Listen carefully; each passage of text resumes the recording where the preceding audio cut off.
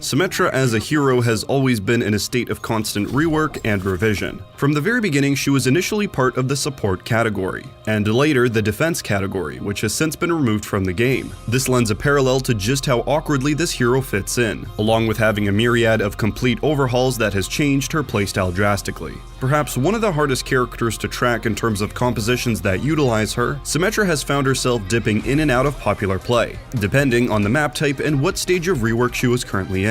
Today, we're not only going to be looking at the incredibly few metas Symmetra has been a part of and supplemented, but mainly focusing on her multitude of changes and reworks that have made her the area control juggernaut that she is today. This is the evolution of Symmetra. During the early development of Overwatch, the game was originally known as Project Titan, which birthed many class and hero types from their developer think tank. Potential playable heroes such as Reaper and Winston were featured on this list. Shortly after a pitch to Activision, Project Titan was subsequently cancelled, and later became Overwatch, the hero shooter we were given back in 2016. During this Project Titan phase, several heroes were shown off in their neophyte form, including Jumper, who would go on to become Tracer, Assassin, who would go on to become Genji, and Guardian, who ended up as Mercy in modern-day Overwatch. Another one of these concepts included a character called Architect, who bears a striking resemblance to the Symmetra we know today, both looks-wise and abilities-wise. She was originally envisioned as wielding an arc welder and blaster as her choice of weapons, with the ability to deploy 3 sentries and a shield generator. As we know today, her weapon turned out to resemble a beam weapon that uses hard light, as it is described in the lore.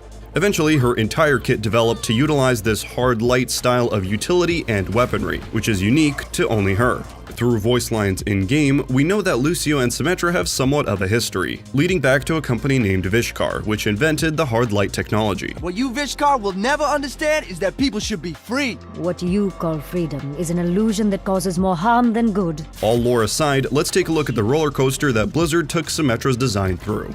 To begin, Symmetra was a completely different beast than today. Firstly, her proton projector / primary weapon would lock onto the enemy with a beam, and gradually build up damage over time. This not only forewent the need to aim, but made Symmetra an incredibly deadly close-quarter combatant, with the ability to stay locked on despite any AD spamming or dodging that the victim would try. Symmetra's secondary fire, her orb, used to be able to entirely pierce targets and barriers, and did a flat set amount of damage on pass-through. As we know, this is pretty different from today, but we'll get into it later. Her deployable sentry turrets, funnily enough, originally had 3 charges, which was then subsequently increased to 6 at a later date, then reduced back to the 3 that we have today. The main difference, however, is her turrets had a tremendous cooldown of 12 seconds, making them set up anywhere no quick task. Symmetra's first ability, a relic of its time, used to grant a temporary shield to a nearby ally, giving a small buffer of blue HP on top of their native hit points. Her ultimate ability is a familiar one, being a teleporter that she was able to place anywhere on the map, and allowed any teammate to enter the corresponding teleporter that was placed in their spawn, giving quick access back to the battle after an untimely death. Symmetra in this state lended herself to being a strong defensive character, which would make sense given that she was put into the now defunct defensive category of heroes. However, as time went on, people caught on to the regular sneaky turret placements, and resetting her car wash took a large chunk of time. Along with her lack of any mobility options made her a weak duelist once players learned to aim. This ultimately led to former game director Jeff Kaplan to make a statement that Symmetra was, quote, one of the least played characters back in late 2016, insinuating that some major reworks were coming. Eventually, this was made true. 6 months after the release of Overwatch, Symmetra's first major rework arrived alongside their inaugural Winter Wonderland event. Introducing a second ultimate into her kit, it allowed her to place a shield generator instead of a teleporter, to use in scenarios where teleporting the team from spawn doesn't prove as useful. According to Blizzard themselves, they noted that players would, quote, often switch off Symmetra once they found themselves in a situation where her teleporter wasn't as useful. Along with her new ultimate option, her E ability, or the temporary granted shield, was replaced with an active ability called the Photon Barrier, which was an oval-shaped barrier that advanced forward once cast, granting some offensive power to her already powerful defensive kit. The barrier, while it did break on first contact with anything, would prove to be able to be utilized in creative ways, such as forcing an ulting Pharah to kill herself with her own splash damage, or managing to block a Diva Bomb at the last second. In addition to these new abilities, her existing primary fire range was increased by 2 meters, from 5 to 7, to hopefully push the hero as a more attractive offensive pick. Her turret count was then increased to 6 maximum, and the gargantuan cooldown of 12 seconds was reduced to 10. It was around this time that people started to ask why Symmetra was in the support category, as she is completely unable to heal her teammates, only providing various utility. After reworking her, Jeff Kaplan stated in a developer update that was meant to address popular community topics that they were not looking to make Symmetra a healer, but to make her, quote, more viable. What we are looking to do is make her more viable in more situations. I think right now she's perceived as being okay or acceptable if you're playing on defense on a first point or early in a match. Other than that, we really don't see Symmetra as being super viable in a lot of other situations. After a 2-year radio silence from Blizzard on the topic of Symmetra, her second rework was released. On June 26, 2018, Blizzard released the 1.25.0.1 patch that would not only completely rework Symmetra yet again, but include a proprietary looking for group menu, and finally the reworked Horizon Lunar Colony. Regarding Symmetra, her primary fire had changed to a beam akin to Zarya, no longer featuring a lock-on mechanic, but one that forces you to actually aim and track the enemy. To account for the increased skill required, the maximum damage after ramp-up time was increased to 180, and can now build charge off of enemy barriers. Her secondary fire was changed as well, to a projectile that bursts on impact, dealing impact damage and splash damage as well, however no longer able to phase through entities. Her sentries had also been reworked, changed to a throwable projectile that can be sent across any degree of space, allowing for Symmetra to throw them behind enemies on the fly, rather than relying on a heavy-handed setup before the fight even begins. Symmetra's teleporter had moved from being one of her ultimate options to an ability, replacing the situational barrier that took her E slot before. As it is today, her teleporter ability is on a 10-second cooldown, and instead of auto-spawning the entrance in your spawn, it appears wherever Symmetra was standing when she casts the ability. This change alone allowed for incredibly creative plays, such as teleporting your entire team into and through the window on Lijiang Tower, teleporting your 3 turrets through the portal as a turret bomb, and quickly granting the ability to completely bypass some map choke points, such as Hanamura. Finally, and arguably the biggest change that has come to Symmetra was her ultimate ability, which is potentially the grandest in terms of scale Overwatch has ever seen. Now, instead of a shield generator or a teleporter, she can splice any teamfight in half using a map-wide barrier with 4k health.